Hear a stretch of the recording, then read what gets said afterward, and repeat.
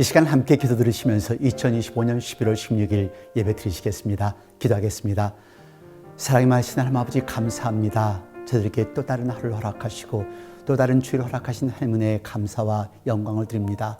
온 식구가 함께 모여 주님 앞에 경배와 찬양을 드릴 수 있다는 것이 얼마나 감사한지요. 아직도 들려오는 소식들은 너무도 참담합니다. 하나님 아버지 이 땅에 자비와 궁유를 베풀어 주시옵소서.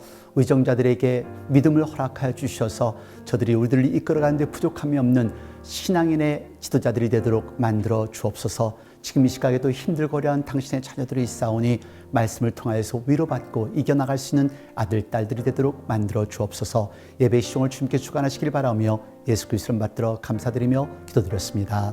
아멘. 오늘 하나님의 말씀은 데살로니가전서 5장 18절 말씀입니다. 한 절 되겠습니다. 함께 봉독하겠습니다. 범사에 감사하라. 이는 그리스도 예수 안에서 너희를 향하신 하나님의 뜻이니라. 아멘. 가을이 오는 듯 하더니 어느새 가을이 가고 있습니다. 다음 주가 벌써 감사절이에요. 도시에 살다 보면 모든 게 거의 같기 때문에 그렇게 감사절에 대한 실감이 안 나는 것 같습니다. 한국에서는 가을이 되면 벼들이 익어 황금밭을 이루잖아요. 사과, 배, 감 등이 익어가는 것을 바라보면서 가을이 왔구나를 느낄 텐데요. 지금은 감을 수확해서 꽃감을 만든 시기라고 들었습니다. 아주 맛있겠죠? 네, 정말 맛있습니다. 물론 배추를 수확해서 김장하는 것도 빼놓을 수가 없죠. 그래서 김장할 때 온 동네 식구들 또 집안 식구들이 함께 모여서 같이 우애를 나누며 친교를 나누는 시간, 그것 또한 아름다운 시간이죠. 여러분 어떠세요? 어떻게 감사가 되세요? 지난 2주 동안 감사를 회복하자는 의미로 감사 리셋을 나누었습니다. 그리고 지난주에는 감사의 삶을 살자는 의미로 감사 워킹을 나누었습니다. 어떠세요? 감사한 일을, 감사한 요소들을 찾아보셨어요? 꼭 그렇게 하셨기를 바랍니다. 감사를 할 때 뭔지 모르게 짜릿한 것을 느끼셨어야 해요. 저는 느끼니까요. 말씀드린 대로 환경이 좋아서 감사를 하는 것이 아니라 어려울 때 감사를 선택하면 나의 삶이 바뀐다는 것을 기억하시기를 바랍니다. 여러분 기억나세요? 2015년 6월 17일 사우스캐롤라이나 찰스턴에서 흑인을 겨냥한 대량 총격 사건과 증오 범죄가 발생했었습니다. 미국 남부에서 가장 오래된 흑인교회 임마누엘 아프리칸 감리교 성공회 교회입니다. 성경 공부를 하던 교인들에게 총을 난사하면서 9명이 사망하고 1명이 부상을 입는 잔인한 사건이 있었습니다. 백인 청년이 인종적 중으로 흑인 성도 9명을 살해한 것입니다. 그런데 며칠 뒤 희생자 가족들이 재판정에 나와 이렇게 말을 합니다. 함께 보시죠. 오늘 찰스턴 법정에서 아주 특별한 순간을 목격하였습니다. 사우스캐롤라이나에서는 보석 심리 중에 피해자 가족이 직접 발언할 수 있습니다. 딜런 루프가 교도소에서 화상으로 첫 재판에 출석했을 때 성경 공부 중에 총격으로 사랑하는 가족을 잃은 9명의 유가족들이 그에게 그들이 잃은 소중한 생명들에 대해 이야기했습니다. 깊은 신앙심을 가진 이 가족들은 용기를 내어 말할 때 모두를 놀라게 했습니다. 70세의 에셀 랜스는 5명의 자녀와 7명의 손주, 그 4명의 중손주를 남겼습니다. 그 가족을 대신해 딸이 말했습니다. 당신은 나에게서 소중한 사람을 앗아갔습니다. 난 다시는 우리 엄마를 안을 수도 없습니다. 하지만 난 당신을 용서할 겁니다. 당신의 영혼에 하늘을 바랍니다. 49세의 드페이 미들턴 닥터는 4명의 자녀를 둔 어머니였습니다.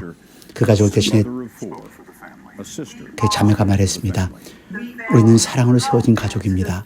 우리 마음에는 미움이 있을 자리가 없습니다. 그래서 우리는 용서해야 합니다. 당신의 영혼 외에 하나님의 자비가 임하기를 기도합니다. 그리고 당신이 하나님 앞에서 편안해지기 시작할 때 내가 그 자리에 없을 것에 대해 하나님께 감사드립니다. 26세의 투안자 샌드는 다른 사람들을 지키려다 총격에 희생된 것으로 알려졌습니다. 투안자의 엄마가 그 피곤에게 말합니다. 어젯밤 우리 성경 공부 시간에 당신을 열린 마음으로 환영했습니다. 당신은 내가 아는 가장 아름다운 사람들을 죽였습니다. 투안자 샌더스는 내 아들이지만 투안자는 내 영웅이었습니다. 투안자는 내 영웅이었습니다.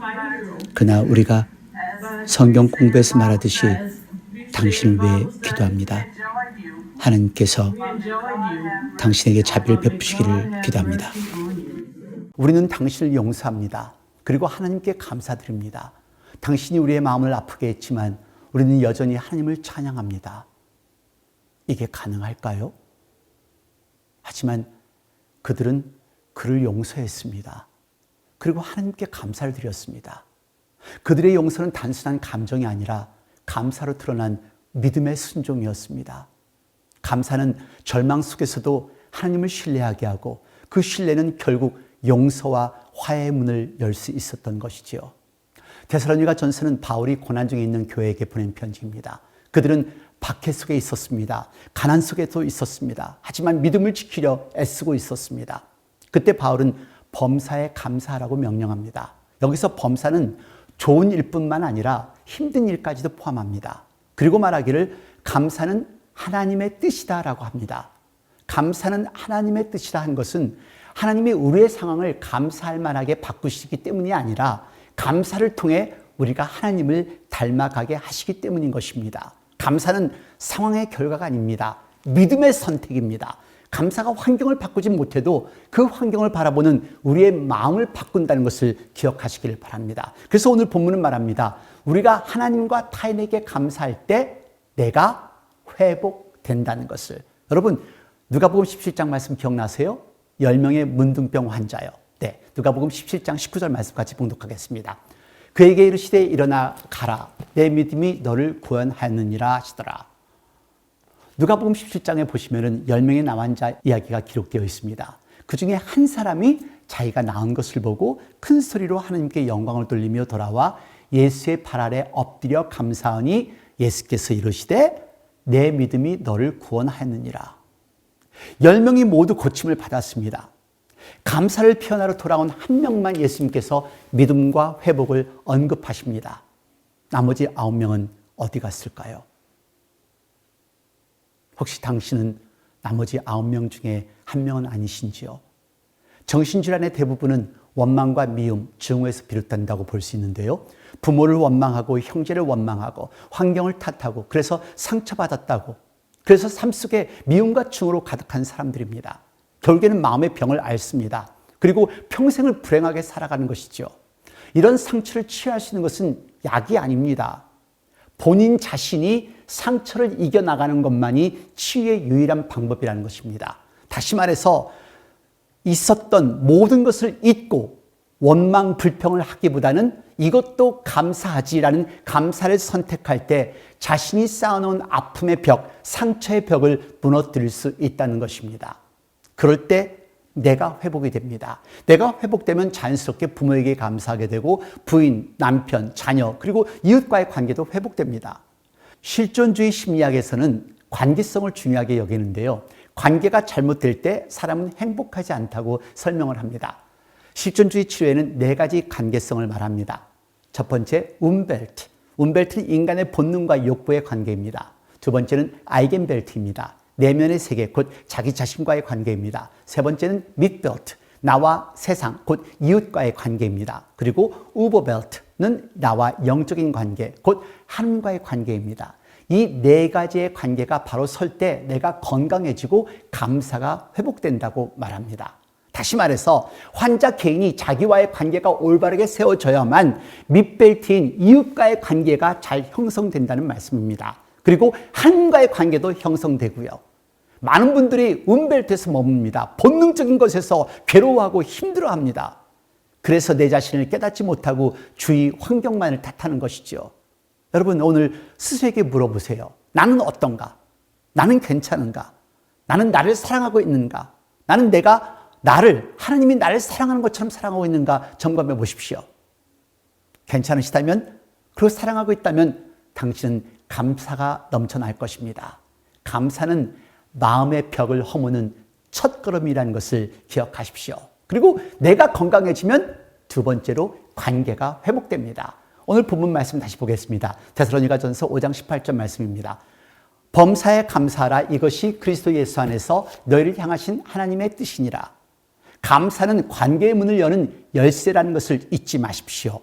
하나님께 감사할 때 우리는 교만이 사라지고 사람에게 감사할 때는 사랑이 넘쳐납니다. 감사는 하나님과 사람을 동시에 연결하는 다리입니다.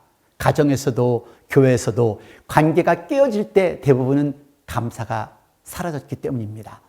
하나님께서는 우리를 용서하시려 예수님을 이 땅에 보내셨습니다. 우리에게 영생을 주시려고요.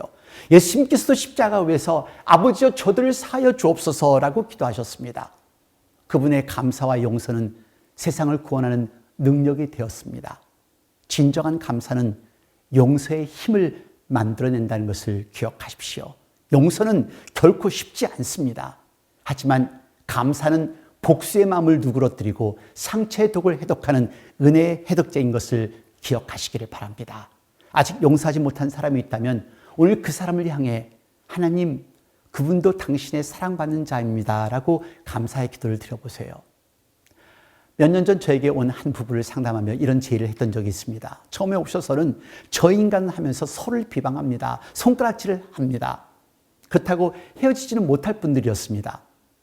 그래서 어차피 살 거면은 이제 두 분의 관계를 회복시켜야 되는데 딱 한 가지 방법밖에 없었습니다. 그래서 이 부부에게 하루에 한 번씩 서로에게 감사한 한 가지를 말하기를 숙제를 내주었습니다. 3개월 후 그들이 돌아왔습니다. 그리고 이렇게 말하는 것입니다. 우리의 싸움은 줄었습니다. 마음의 벽도 허물어졌습니다. 멋지죠? 네. 감사할 이유를 찾기 시작하면 미워할 이유는 점점 작아지는 겁니다. 감사로 마음의 벽을 허물 때 관계는 회복되기 시작되는 것이고요. 미운 사람, 어려운 사람을 떠올리며 그래도 그분을 통해 배운 게 있다 하며 감사해 보세요. 최소한 그분처럼 안 될 수 있다는 걸 배울 수가 있잖아요. 네, 그것 또한 감사할 수 있습니다. 그래서 감사일기를 써보라고 말씀드린 것입니다. 추수감사율에는 좌절, 절망, 원망 가운데서도 감사를 선택한 사람들의 이야기입니다. 신앙의 자유를 찾아 미국 땅에 도착했습니다. 그의 겨울을 지나며 102명 중 생존자는 불과 50명 뿐이었습니다. 남은 생존자들은 얼마나 하나님을 원망했었을까요? 정말로 하나님이 계시다면 어떻게 우리에게 이런 혹독한 벌을 주셨습니까? 라며 원망했었어야 당연하지 않았을까요? 하지만 그들에게는 하나님의 뜻을 신뢰하는 믿음이 있었습니다. 인디안들의 도움을 받아 정착을 했고 도착한 그 이듬해인 1621년에 그들은 그들의 첫 수확을 하나님께 감사 예배를 드린 것이 추수감사의 유래입니다. 그들의 가진 것을 드렸습니다. 생명과 맞바꾼 감사 예물이었습니다. 여러분, 이번 추수감사에는 감사 헌금보다 먼저 감사의 고백을 드려보십시오. 그리고 나의 마음을 먼저 드려보십시오. 얼마나 많은 축복이 내게 있었는지를 헤아리며 그 감사를 드려보세요. 아마도 그렇게 헤아리다 보면 하루의 감사가 아닌, 일주일의 감사가 아닌 1년의 감사, 내 삶 전체의 감사를 드리게 될 것입니다. 여러분, 감사는 선택입니다. 감사는 마음의 벽을 허무는 첫걸음이며 용서와 회복, 사랑으로 가는 하나님의 뜻이라는 것을 다시 한번 기억하십시오. 감사가 있는 가정에는 웃음이 있고 감사가 있는 교회는 평안이 있습니다.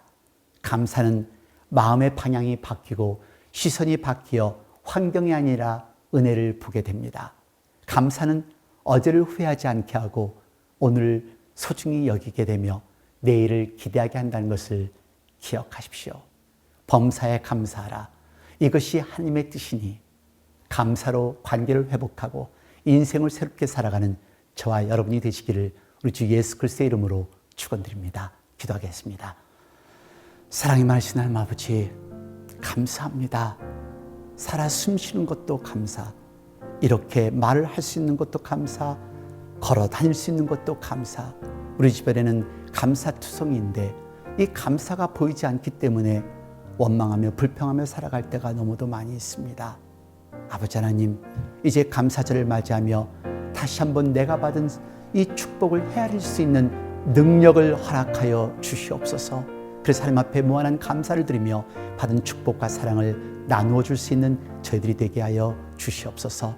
지금 이 시간 우리 주 예수 그리스도의 은혜와 아버지 하나님의 놀라우신 사랑과 성령의 무한하신 교통하심이 이제 하나님 안에서 감사하며 살기로 결심하는 당신의 귀한 사랑한 아들, 딸 머리 위에, 가정 위에, 직장 위에, 저희들의 교회와 저희들이 살고 있는 나라들과 지금 이 시각에도 환자들 돌보는 모든 의료진들과 전 세계 곳곳에서 하나님의 말씀을 전하는 목사님과 선교사님들, 자유와 평화를 위해 싸우고 있는 병사들 머리 위에 영원토록 함께 하시옵소서.